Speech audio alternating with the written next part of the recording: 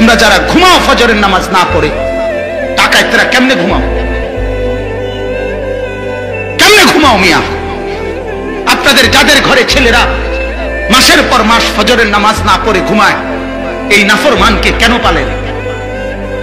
বলেন মিয়া, বলেন। ওই ওই ওই বিবির সাথে কেমনে রাত কাটান যে এই নাফরমান মহিলা ফজরের নামাজ পড়ে না? ওই অসভ্যর সাথে কেমনে রাত কাটান? ও তো দুশ্মন, ও তো আল্লাহর দুশ্মন। দুশ্মন না?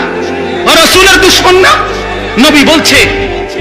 নবী বলছে ফজরের নামাজ না পড়ে ঘুমায়, সেজদা না দিয়ে ঘুমায়, তার উপরে মাখলুকাতের লানত, সমস্ত ফেরেশতার লানত, রব্বুল আলামিনের লানত, খোদার গজবর উপরে, রাসূলের গজবর উপরে, ফেরেশতার গজবর উপরে, সমস্ত সৃষ্টির গজবর উপরে, লানতের উপরে, অভিশপ্তর উপরে। কুত্তা তোরে দেখতে লজ্জা পায়, শুয়োর তোরে দেখতে লজ্জা পায়, মুখ ফিরায় নেয় বেটা। মুসলমান কলিজার মধ্যে যদি বলেন হুজুর এত শক্ত করে বললেন কেন, গায়ে লাগবে। আরে বেটা তোর আড্ডিত লাগো, আমি এটা চাই। আমার কলিজার ব্যথা হলো গায়ে লাগবে না, শুধু আড্ডিতে লাগুক। আড্ডির ভিতরে যদি লাগে তাইলেও ভালো। কেন মুসলমান হয়ে নামাজ পড়ি না? কেন আল্লাহর কোরআন পড়ি না? কেন? আল্লাহ অপরাধ কি করছে আমাদের কাছে? কথা বলেন না মুসলমান। মালিক সারা রাত ঘুম পাড়াইয়া অন্যায় করছে তোমার লগে, হ্যাঁ? তাহলে তুমি সেজদা দাও না কেন? কেন ফজরের নামাজ পড়েন না? হ্যাঁ? আল্লাহ পাককে কেন ভয় করেন না? হাসরের ময়দানে মালিকের সামনে কেমনে দাঁড়াবেন? রাসূলে পাকের সুপারিশ কেমনে চাইবেন? আল্লাহর কসম বাবা, রাসূলুল্লাহ সাল্লাল্লাহু আলাইহি সাল্লাম তারিখের কিতাবে আছে সর্বশেষ সোমবার দিন রবিউল আউয়াল মাসে নবী পাক সাল্লাল্লাহু আলাইহি সাল্লাম ইন্তেকাল করছিলেন। সর্বশেষ নবীজি ইন্তেকালের পূর্বে ফজরের নামাজ নবীজি মসজিদে যাইতে পারে নাই, অসুস্থতার কারণে শেষ দিকে হযরত আবু বকর সিদ্দিক মসজিদে নববীতে ইমামতি করছিলেন 23 ওয়াক্ত নামাজ। শেষ দিন সোমবার দিন ফজরের নামাজের ওয়াক্তে পুরা মসজিদ ভরা সাহাবীরা, আবু বকর ইমাম, হযরত আল্লাহর নবী বললেন আয়েশাকে, নবীজির স্ত্রীকে, আয়েশা আমার হুজরা, আমার কামরার পর্দা সরায় দাও, আমি আমার সাহাবীদেরকে দেখব। আল্লাহর নবীর কামরা সরায় দিছে, আর হযরত আয়েশা রাসূলুল্লাহর পিঠে পিছন থেকে হেলান দিয়া বসায় না মানুষের শোয়ার থেকে এভাবে বসাইছে। বসাইয়া আল্লাহর নবী সাল্লাল্লাহু আলাইহি সাল্লাম সাহাবীদের দিকে তাকাইয়া খুশিতে চোখের পানি ছেড়ে দিয়ে বলছে, আয়েশা এই ফজরের নামাজ, এটা ফজরের নামাজ। ফজরের নামাজে দেখছে পুরা মসজিদ ভরা মুসল্লি। আল্লাহর নবী চোখের পানি ছেড়ে দিয়ে বলছে, আয়েশা আমার জিন্দেগি সার্থক, আয়েশা আমার 23 বছরের মেহনত সার্থক, আমার তায়েফের রক্ত, আমার উহুদের দান শহীদ, আমার 14 দিনের পেটে পাথর বাঁধা, আমার সব কষ্ট সার্থক আয়েশা। আমার উম্মতকে দেখে গেলাম ফজরের নামাজে মসজিদ ভরা। এরপরেই নবীজি হাত তুলে দোয়া করছে, আল্লাহ আল্লাহুম্মা রাফিকাল আলা, আল্লাহ এখনই আপনার কাছে, বন্ধু আপনার কাছে যেতে চাই, আর কোনো আফসোস নাই। জোহরের আগেই আল্লাহর নবী ইন্তেকাল করছে। দোস্ত, রাসূলুল্লাহ শেষ ফজরের নামাজে দেখে গেছে, খুশি হয়েছিলেন। আজ যখন উম্মতের মসজিদে মসজিদে ফজরের নামাজের সময় 2-4-5 জন মুসল্লি ছাড়া বাকিরা জন ঘুমায়, মদিনার রওজা পাকের নবী তখন খুশি হয়তো?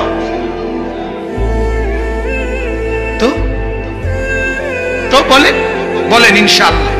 আজকে নিয়ত করেন, এখন নতুন করে নিয়ত করেন, ফজরের নামাজ পড়বেন ইনশাআল্লাহ। নিয়ত করেন, হাত তুলে নিয়ত করে, একেবারে পাটপারি করে হাত তুলেন না বললাম, আল্লাহর সাথে ধোঁকাবাজি করেন না বললাম, কিন্তু আল্লাহ আমাদেরকে তৌফিক দান করেন, আল্লাহ আপনি কবুল করেন, আল্লাহ আপনি হিম্মত দান করেন, আল্লাহ তাআলা আপনি নিজ কুদরতে জাগায় দিয়েন, আমিন। বলেন আলহামদুলিল্লাহ। আমার ভাই দেখেন, এতটা শক্ত করে বলা দলিল এখন আমি বলতেছি। এই আয়াত আমি যেটা পড়ছি, আল্লাহ পাক রব্বুল আলামিন বলতেছেন আলিফ লাম মিম সাদ, প্রথম আয়াত। এই শব্দগুলো অক্ষর আলিফ লাম মিম সাদ, 4টা অক্ষর। এগুলোকে হরুফে মুকাত্তাআত বলে, কোরআনুল কারীমের বিচ্ছিন্ন অক্ষর যেগুলো। এই প্রত্যেকটা অক্ষরের সাথে একটা শব্দ আছে। আলিফ দ্বারা কি বুঝাইছে এটার একটা শব্দ আছে, লাম দ্বারা কি বুঝাইছে এটার একটা শব্দ আছে, মিম দ্বারা কি বুঝাইছে এটার একটা শব্দ আছে, সাদ দ্বারা কি বুঝাইছে এটার একটা শব্দ আছে। কিন্তু সেটা কি, সেটা শুধু আল্লাহ জানে। সেটা শুধু জানে কে? বসতে, আহা ভাই, ওই যে অনেক সাথী তো দাঁড়ায় আছে, হ্যাঁ ভাই এদিকে আইন, এ বসলে ভালো হবে, সওয়াব হবে বেশি। দেখেন, এটাও একটা জরুরি বিষয়। কোরআনের কথা জুতা সহ শোনা এটা আদব না। কথা বুঝছেন না? এটা একটা গুরুত্বপূর্ণ মাসআলা। আল্লাহর কোরআন মানে কোরআনের কথা শুনবার আদব হলো জুতা খুলে বসে পড়া। কথা বুঝছেন নি আমরা? এই জন্য আল্লাহর কথা শুনতে হইলে জুতা পরিহিত অবস্থা, এটা আদব না। এই জন্য কোরআনের তাফসিরে আছে, ওই যে মুসা আলাইহিস সালামকে আল্লাহ তাআলা তুর পাহাড়ে বলছিলেন, মুসা ফাখলানা আলাইক, জুতা খুলে ফেলো। আছে না এই কথা? কোরআনে শুনছেন না? এটা কোরআনের আয়াত। মুসা জুতা খোলো, ওইখানে তাফসিরে আছে এই কথা। কেন এটা বললেন? ওই সময়, যেই সময়ের ঘটনা এটা, ওই সময় প্রচন্ড ঠান্ডা পড়ছিল, এত বেশি ঠান্ডা, কনকনে শীত। মুসা আলাইহিস সালামের বিবি সাফিয়া, উনি শীতে ঠান্ডায় কাঁপতেছিলেন। অন্ধকার রাত, মুসা আলাইহিস সালাম রাস্তা হারিয়ে ফেলছে। মানে উনি মাদায়েন শুআইব আলাইহিস সালাম, ওনার শ্বশুরের এলাকার থেকে উনি মিশরে আসতেছিলেন। কথা বুঝছেন? তো এই একে তো শীত পড়ছে, দ্বিতীয়ত রাস্তা হারিয়ে ফেলছে, তৃতীয়ত রাত অন্ধকার পুরা। এই অবস্থায় উনি বিবিরে, ওনার স্ত্রীকে বলছে, তুমি এনে একটু দাঁড়াও, আমি ওই যে পাহাড়ের টিলায় গাছের মধ্যে মনে হয় যেন আগুন জ্বলতেছে, আগুন হইতে পারে, তো হইতে পারে আগুন, যদি আগুন হয় তোমার জন্য একটু আগুন নিয়ে আসবো, তাইলে আগুন পোয়াইতে পারবা। আগে আমরা আগুন পোয়াইতাম না, এরকম আগুন পোয়াইলে ঠান্ডাটা একটু কমবে। অথবা ওইখানে যেহেতু আগুন, কোন লোকও থাকতে পারে যে হেরা আগুন পোয়াইতে আছে, তারারে জিগাইলে মিশরের রাস্তাটা পাবো। কথা বুঝেন না? লাভ একটা হইবই, তুমি একটা দাঁড়াও, হয় আগুন পাবো, নয়তো কি পাবো? পথের ঠিকানা, ঠিকানা পাবো। এই কথা বলে মুসা আলাইহিস সালাম আসছে। তো ওইখানে আসার পরে সূরা তাহার মধ্যে আছে, আল্লাহ তাআলা সেখানে বলছেন, তোমাকে মুসা, এটা একটা পবিত্র ভূমি, তুমি এখানে তোমার জুতা খোলো। এখন একে তো ঠান্ডা, এখন আপনি কাফে। কথা বুঝেন নাই? এই সময় আরো সুনা বিন্দনের কথা, এই সময় আরো বলার কথা যে মৌজা থাকলে মৌজাটাও বিন্দু। আরো বলতেছে কি করতে? জুতা খুলো, ফাখলানা আলাইক। এই কেন বললেন? তাফসীরের মধ্যে আছে, আল্লাহ তাআলা এজন্য বললেন, মুসা, আমি এখন তোমার সাথে কথা বলবো, আর আমার কথা শুনবার আদব জুতা খুলে বসে। সুবহান। এই জন্য আমার কথা শুনতে জুতা সহ, আপনার স্যুট সহ, বুট সহ ঠিক, এজন্য বসো। মুসা আলাইহিস সালাম জুতা খুলে বসছেন। বসে তাফসীরে আছে, উনি জিজ্ঞেস করছেন, আপনি কে? মুসা আলাইহিস সালাম সাহসী ছিলেন বেটা। আল্লাহ তাআলা বলছে, ইন্নানি আনাল্লাহ, আমি আল্লাহ, আমি আল্লাহ। মুসা আলাইহিস সালাম বলছে, আপনার আরো কিছু পরিচয় বলেন। আল্লাহ বলছে, লা ইলাহা ইল্লা আনা, আমি ছাড়া আর কোনো মাবুদ নেই। মুসা আলাইহিস সালাম বলছে, ঠিক আছে, মেনে নিলাম, এখন আমাকে কি করতে হবে? আল্লাহ বলেন, ফাবুদনি, আমার ইবাদত করো। মুসা আলাইহিস সালাম বললেন, তাহলে কি প্রকারের ইবাদত, কোনটা করুন? হ্যাঁ, বলছে আকিমিস সালাহ, নামাজ পড়ো। বলছে, নামাজ পড়লে আপনার কি ফায়দা হবে? লিযিকরি, নামাজের মাধ্যমে আমার জিকির আদায় হবে। সুবহানাল্লাহ। তাহলে এই জন্য বলছি যে জুতা খুলে বসে শোনা, এটা আদব। ঠিক আছে, ইনশাআল্লাহ সামনে চেষ্টা করবেন ইনশাআল্লাহ। খাবারের ক্ষেত্রেও আদব, জুতা খুলে খাওয়া, জুতা জুতা পরিহিত অবস্থায় খাবার খাওয়া, এটাও বেয়াদব। রাসূলুল্লাহ সাল্লাল্লাহু আলাইহি ওয়াসাল্লাম কখনোই জুতা পায়ে খাবার খেতেন। আল্লাহর নবী বলতেন, এক গোলাম তার মনিবের সামনে মাথা নুইয়ে যেভাবে খায়, আমি মুহাম্মদ আমার মুনিব আমার মালিকের সামনেও এভাবে খায়। আকুলু কামা ইয়াকুলুল আবদ, এক গোলাম তার মুনিবের সামনে যেভাবে খায়, মাথা দুই পা হাঁটু সহ তুলে আমি সেভাবেই খাই। এজন্য খাবারের সুন্নত বসার ক্ষেত্রে সবচেয়ে বেশি আদায় হইতো আমাদের পিড়ি দিয়া, যেটি আগে আছিল এই পিড়ি দিয়া ছিল শতভাগ সুন্নত আদায় হইতো, কিন্তু সেই পিড়ি শতভাগ সুন্নত যেটা এটা দূর করে দিয়া এখন ডাইনিং টেবিল চেয়ার এটা হচ্ছে। এই জন্য আল্লাহ রসুলের খাবারে 4টা আদব ছিল। 1 নাম্বার জুতা ছাড়া খেতেন, 2 নাম্বার পিঠ সোজা রাইখা খাইতেন, এরকম ফেলান দিয়া খেতেন না, 2 নাম্বার মাথা ঝুঁকাইয়া খাইতেন, 3 নাম্বার 2 হাঁটু আপনার তুলে খাইতেন। এই 4টা আদায় হয় পিরিত বলে, ঠিক না? পিরিত বসলে আপনার কি হাঁটু অটোমেটিক উঠে যায়, পিরিত বইলে পিছন দিক দিয়ে হেলান দিবার কিছু নেই। পিরিত খাইতে গেলে মাথায় নালগি দিয়ে খাওয়া যায় না, মানে মাথা ঘুমাইতে হয়। পিরিত বসলে জুতা পায়ে দিতে হয় না, এমনিতেই বসতে। বলেন আলহামদুলিল্লাহ। আমরার বাপ চাচা দাদারা ওয়াজ শুনছে কম, আমল করছে বেশি, আর আমরা এখন শুনি বেশি। আমরা এক একজনের মোবাইলও লাখ লাখ ওয়াজ, এমনি ওয়াজ টান দিলে হুজুর কইরা টানের নবী হুজুর 2-4 ডজন দৌড় মারে, হুজুর আর হুজুর, হুজুর আর হুজুর, ওয়াজ আর ওয়াজ। কিন্তু কি নাই আমাদের পরিবর্তন, আল্লাহ আমাদের জিন্দেগি পরিবর্তন করে। তো বলতেছিলাম এই 4টি অক্ষর আলিফ লাম মিম সাদ, এটার বিস্তারিত ব্যাখ্যা ছাড়া কথা এটাই যে এগুলোর অর্থ, এগুলোর পূর্ণ শব্দ, এগুলোর উদ্দেশ্য সবটা আল্লাহ তাআলাই জানে। কে জানে? আল্লাহু আ'লামু বিমুরাদিহি। এর উদ্দেশ্য কেন এটা আল্লাহ তাআলা জানে। তবে এটার বাহ্যিক উপকারটা কি? বাহ্যিক উপকারটা হলো কোরআনুল কারীমের 29টা সূরার মধ্যে এরকম কাটা কাটা অক্ষর আছে।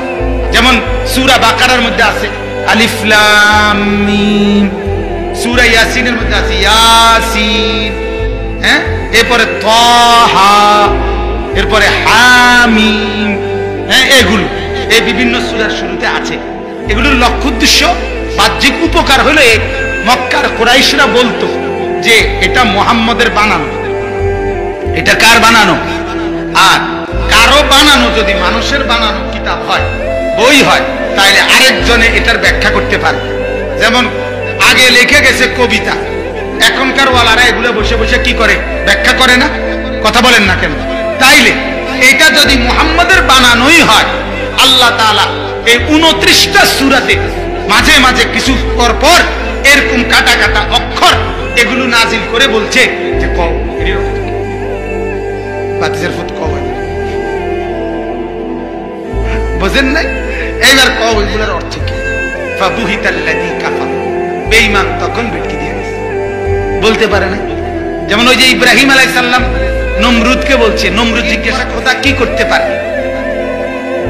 ইব্রাহিম আলাইহিস সালাম বলছে রব্বি আল্লাযী ইউহয়ী ওয়া ইউমীত, আমার আল্লাহ কাউকে জীবন দেয়, আমার আল্লাহ কাউকে মরণ দেয়। আচ্ছা, আনাল্লাযী উহয়ী ওয়া উমীত, এটা আমিও তো পারি। এরপরে জেলখানার থেকে 2 জন আসামি, যাদের 2 জনেরই ফাঁসির রায় হয়েছে, ফাঁসি কার্যকর হবে, এই অবস্থায় দুজনরে আনছে দরবারে। আইনা একজনরে বলছে জল্লাদকে তার কল্লা ফালাই দিল, ফালাইয়া আরেকজনকে বলছে যাও তোমারে ছেড়ে দিলাম, ভাই যাও গা, অটো তুলতে যাবে, অটো পাও সিনজি পাবার পিছের দিকে চাইবা না, যাও গা। সে দিছে দৌড়, বাইরে গেছে। তা ইব্রাহিম আলাইহিস সালাম বললেন, আরে নমরুদ বললে দেখলা তো, এই যে একজনকে জীবন দিলাম, আরেকজনকে কি দিলাম? মরণ দিলাম, এই যে মারে নিলাম।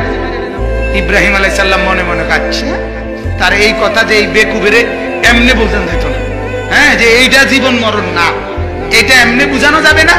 তখন ইব্রাহিম আলাইহিস সালাম দ্বিতীয় কথা বলছে, আচ্ছা শুনেন, আমার আল্লাহ আরেকটা কাজ করতে পারে, তিনি প্রতিদিন ফাইন্নাল্লাযী ইয়াতি বিশ-শামসি মিনাল মাশরিক ফাতি বিহা মিনাল মাগরিব, আমার আল্লাহ প্রতিদিন পূর্ব থেকে সূর্য উঠায়, পশ্চিম দিকে সূর্য ডুবায়।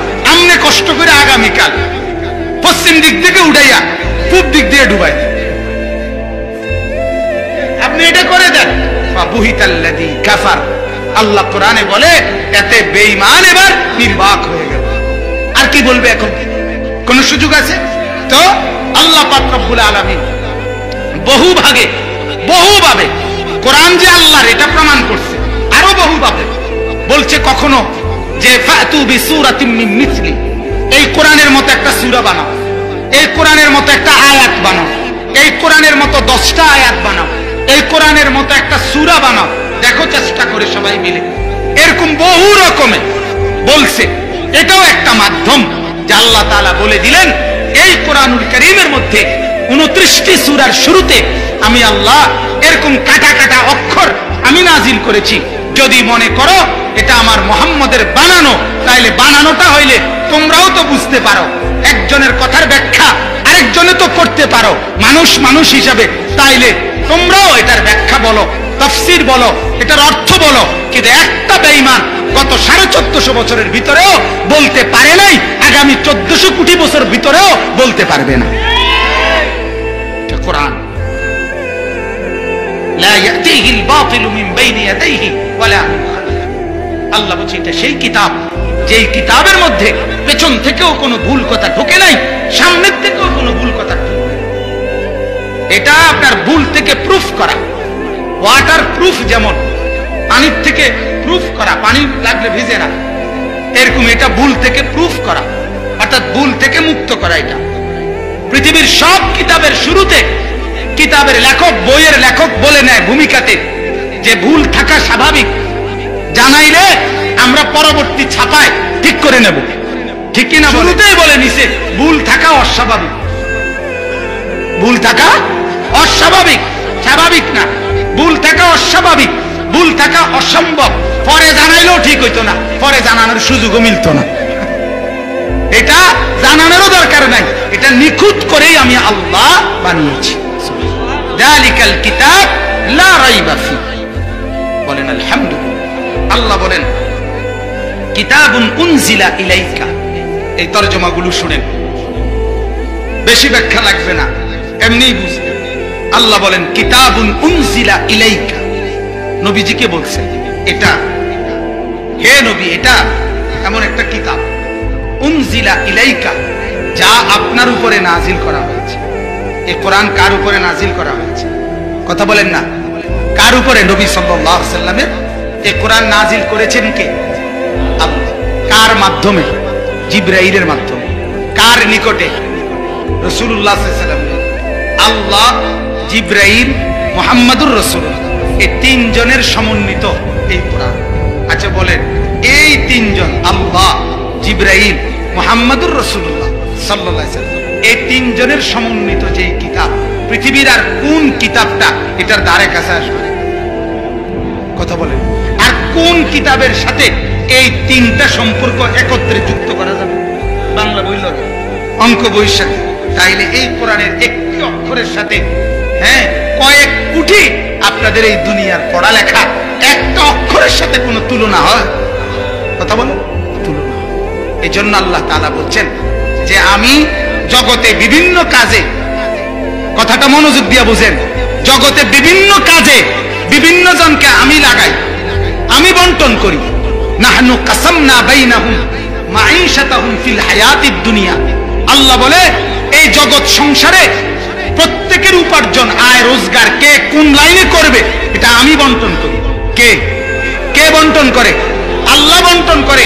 কেউ রিকশা, কেউ অটো, কেউ সিএনজি, কেউ ব্যবসা, কেউ চাকরি, কেউ মিস্ত্রি, কেউ কৃষি, এরকম হাজার আইটেমের কাজ।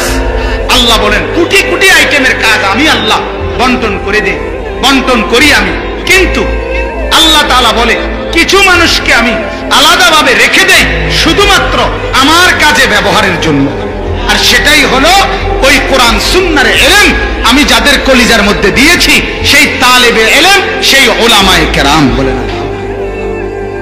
বলেন আলহামদুলিল্লাহ। এজন্য এটা যেন এমন 500 লোক এখানে একত্র হয়েছে, 450 লোককে আল্লাহ তাআলা কাজ বন্টন করে দিছে, 50 জন লোককে রেখে দিছে। ফেরেশতা জিজ্ঞাসা করছে, আল্লাহ এদেরকে দিবেন না কোনো কাজ? আল্লাহ বলেন সুম্মা আওরাসনাল কিতাব আল্লাযীনা ইসতাফাইনা মিন ইবাদিনা। আরে এদেরকে দিয়ে আমার ব্যক্তিগত কাজ ব্যবহার করব, এদেরকে আমি আমার কোরআনের হাফেজ বানাবো, এদেরকে আমি কোরআনের মুহাদ্দিস, মুফাসসির, কোরআনের আলেম, কোরআন আর সুন্নাহর সমঝ বুঝ এটা আমি এদেরকে দান করব। এজন্য এদেরকে আলাদা রাখবে। এজন্য দ্বীনের জন্য, মাদ্রাসার জন্য, কোরআনের জন্য, হাদিসের জন্য, ইলমের